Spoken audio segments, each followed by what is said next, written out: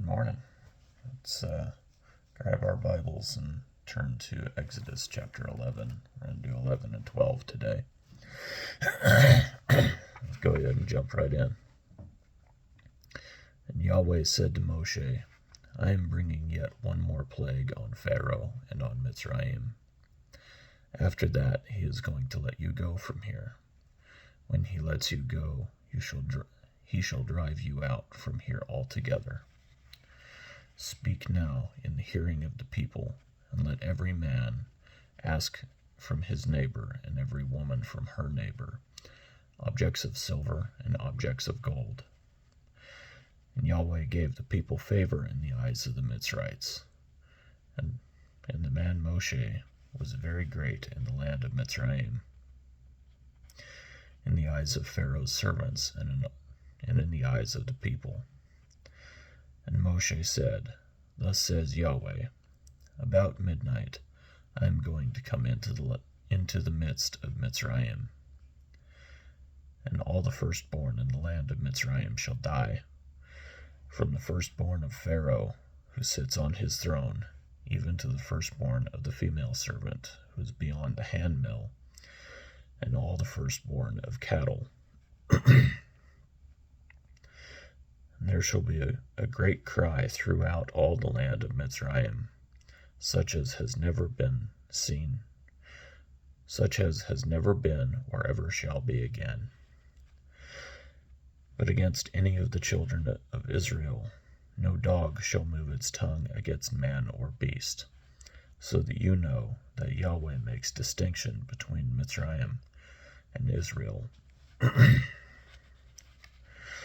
And all these servants of yours shall come down to me and bow down to me, saying, Get out, you and all the people at your feet.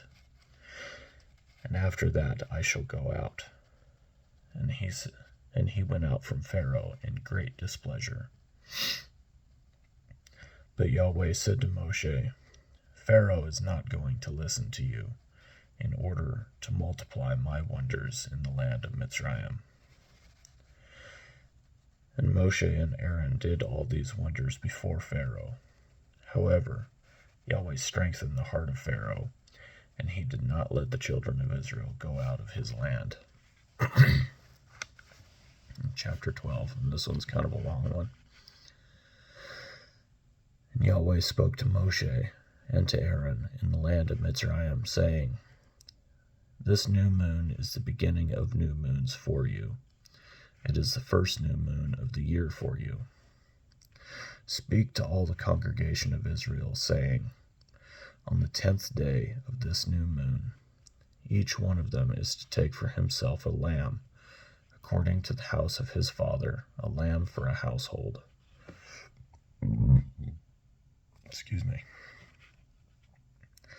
And if the household is too small for the lamb, let him and his neighbor next to his house take it according to the number of beings, according to each man's need.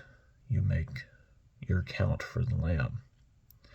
Let the lamb be a perfect one, a year-old male. Take it from the sheep or from the goats. And you shall keep it until the 14th day of the same new moon. Then all the assembly of the congregation of Israel shall slay it between the evenings. And they shall take some of the blood and put it on the 2 doorposts and on the lintel of the houses where they eat it.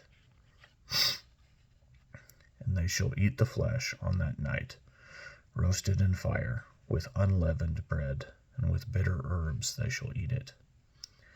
Do not eat it raw, nor boiled at all with its water, but roasted in fire, its head with its legs and its inward parts.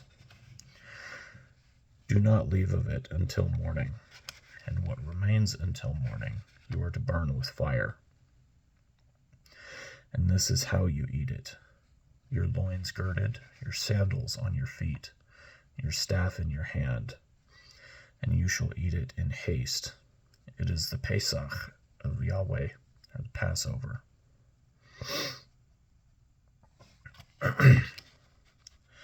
And I shall pass through the land of Mitzrayim on that night, and shall strike all the firstborn in the land of Mitzrayim, both man and beast, and on all the mighty ones of Mitzrayim I shall execute judgment. I am Yahweh. And the blood shall be a sign for you on the houses where you are. And when I see the blood, I shall pass over you, and let the plague not come on you to destroy you, when I strike the land of Mitzrayim. And this day shall become to you a remembrance, and you shall celebrate it as a festival to Yahweh throughout your generations. Celebrate it as a festival, an everlasting law. And for those that missed it, I'm going to read that verse again, verse 14.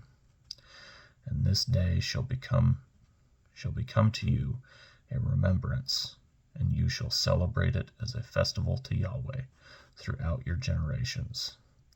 Celebrate it as a festival, an everlasting law. Everlasting. I believe that we are supposed to still observe the Moedim, or the high holy days, what some would call the Jewish feasts. They're not Jewish feasts, they're biblical feasts. And I think that we're supposed to still observe them.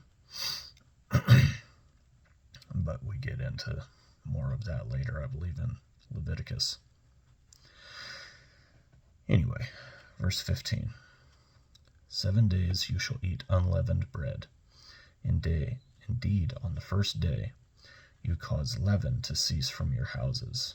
For whoever eats unleavened bread from the first day until the 7th day, that being shall be cut off from Israel. And on the first day is a set-apart gathering, and on the 7th day you have a set-apart gathering. No work at all is done on them. Only that which is eaten by every being, that alone is prepared by you. Excuse me. And you shall guard the festival of Matzot. For on this same day I brought your divisions out of the land of Mitzrayim. And you shall guard this day throughout your generations, an everlasting law. In the first month, on the 14th day of the new moon, in the evening, you shall eat unleavened bread until the 21st day of the new moon in the evening. For 7 days no leaven is to be found in your houses. For if anyone eats what is leavened, that same being shall be cut off from the congregation of Israel, whether sojourner or native of the land. Do not eat that which is leavened. In all your dwellings you are to eat unleavened bread. And Moshe called for the elders of Israel, and said to them, Go out and take lambs for yourselves according to your clans, and slay the Pesach.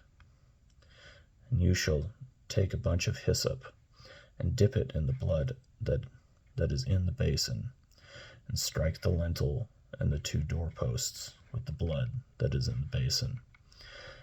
And none of you, shall go out of the door of his house until morning. And Yahweh shall pass on to smite the Mitzrites, and see the blood on the lintel and on the 2 doorposts. And Yahweh shall pass over and not allow the destroyer to come into your houses to smite you. And you shall guard this word as a law for you and your sons forever. And it shall be, when you come to the land which Yahweh gives you, and he promised, as he has promised, that you shall guard this service. And it shall be, when your children say to you, What does this service mean to you? Then you shall say, It is the Pesach, slaughtering of Yahweh, who passed over the houses of the children of Israel in Mitzrayim, when he smote the Mitzrites and delivered our households. Excuse me, I'm gassy this morning. people bowed their heads and did obeisance. And the children of Israel went away and did so as Yahweh had commanded Moshe and Aaron, so they did.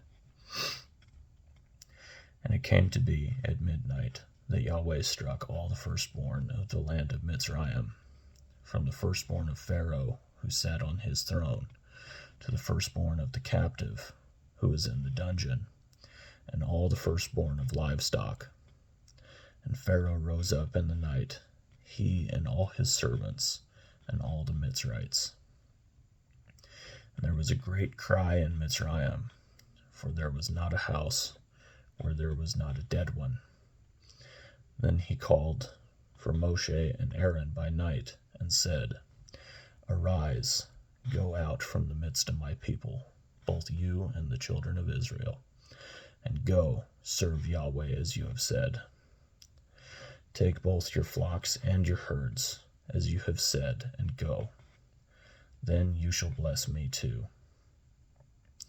And the Mitzrites were strong on the people, to hasten to send them away out of the land, for they said, We are all dying.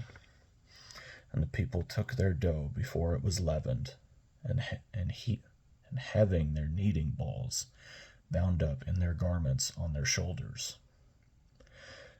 And the children of Israel had done according to the word of Moshe, and they had asked from the Mitzrites objects of silver and objects of gold and garments. And Yahweh gave the people favor in the eyes of the Mitzrites, so that they gave them what they asked, and they plundered the Mitzrites. And the children of Israel set out from Ramesses to Sukkot, about 600,000 men on foot, besides the little ones. And a mixed multitude went up with them too, also flocks and herds, very much livestock.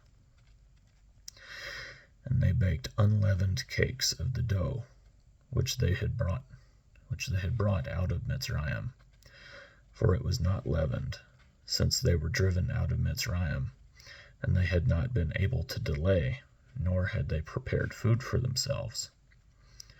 And the sojourn of the children of Israel who lived in Mitzrayim was 430 years. And it came to be at the end of the 430 years, on that same day it came to be, that all the divisions of Yahweh went out from the land of Mitzrayim. It is a night of watches unto Yahweh, for bringing them out of the land of Mitzrayim. This is that night of watches unto Yahweh, for all the children of Israel throughout their generations. And Yahweh said to Moshe and Aaron, This is the land, this is the law of the Pesach. No son of a foreigner is to eat of it, but any servant a man has bought for silver. When you have circumcised him, then let him eat of it. A settler and a hired servant does not eat of it. It is eaten in one house. You are not to take any of the flesh outside of the house, nor are you to break any bone of it. All the congregation of Israel are to perform it. And when a sojourner sojourns with you, and you shall perform the Pesach to Yahweh, let all his males be circumcised, and then let him come near and perform it. And he shall be as a native on the land, but let no uncircumcised eat of it. There is one Torah for the native born, and for the sojourner who sojourns among you. And all the children of Israel did as Yahweh commanded Moshe and Aaron, so they did. And it came to be on that same day that Yahweh brought the children of Israel out of the land of Mitzrayim, according to their divisions. And that's the end of chapter 12, and we'll go ahead and stop there. I'm just going to add One more quick thing, just again about the feasts. I know it says, Israel, Israel, Israel, and so people think that this is Jewish stuff. But later in the Bible, as we'll get to eventually, we see that we who are not native born of Israel are who are believers in Jesus and God the Father.